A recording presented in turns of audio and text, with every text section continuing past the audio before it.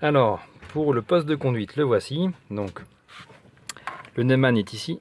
Pour la clé de démarrage, c'est bon. Voilà. Ensuite, plusieurs témoins. Donc là, plein d'essence. Ici, l'horloge, très très important. Et ici, donc la température du liquide de refroidissement. Voilà. Et là donc les pleins phares, le starter, c'est un modèle essence, donc il y a un starter manuel. Là, l'indicateur de clignotant, s'il est allumé. Ici, la batterie, si ça s'allume, ça veut dire qu'il y a un problème de batterie. Ça, c'est le niveau de liquide de frein. Et ça, c'est le niveau de batterie. Dès qu'on met le contact, ces deux-là s'allument. D'huile, tu veux dire. Oui, l'huile, niveau d'huile, pardon, la burette d'huile.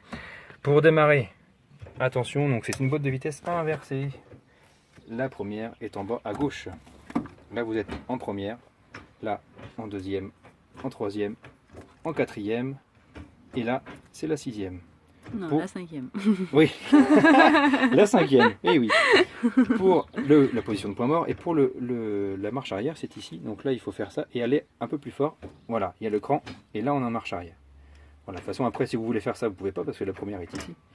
Mais pour la marche arrière, on appuie, et on fait ça. Voilà, ça, le frein à main ici. La course est un peu haute, pas hésiter à bien tirer dessus. Voilà. Donc là, il fait très chaud. Et quand il fait très chaud, très honnêtement, il n'y a pas besoin de starter. Le starter est ici. On appuie dessus, on tire dessus à fond. Le voyant s'allume, comme quoi il est allumé, que le starter est tiré. Mais là, il fait très très chaud et il n'y a pas besoin, même le matin à froid, il n'y a pas besoin. Donc là, je le retire. Chauffe bien au point mort. Moi, je débraye toujours avant de démarrer pour soulager la boîte de vitesse.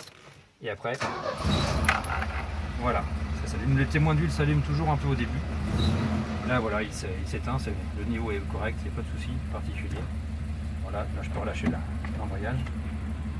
Là, bien sûr, c'est la ventilation. Très honnêtement, quand on roule, ça tourne tout seul, donc il n'y a pas besoin de le mettre en marche.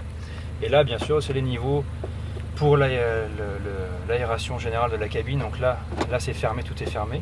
Là, c'est pour ouvrir l'aération ici, au niveau de la pare-brise. Et là, c'est au niveau des pieds. Et là, la température chaud-froid, comme d'habitude. Petit rappel, lorsqu'il fait très chaud et que vous montez une côte, n'hésitez pas à faire ça, à faire ceci. Ça va faire baisser la température de façon très très importante du moteur. Donc je vous conseille fortement, quand il fait très chaud, c'est désagréable pour nous, mais pour lui ça le soulage vraiment de mettre ça à fond. De mettre du chauffage. De mettre du chauffage à fond. Et voilà. pour diminuer la température du moteur, voilà, liquide de refroidissement. là. Voilà, tout à fait. Et attention au petit rappel de hauteur, en 3,10 m, on ne passe jamais sous des barres de moins de 3,10 m. Voilà. Cendrier ici, c'est un véhicule non fumeur, pour mettre des bonbons éventuellement. Voilà. Et là, pour brancher le GPS ou autre, ou les chargeurs de téléphone, c'est ici.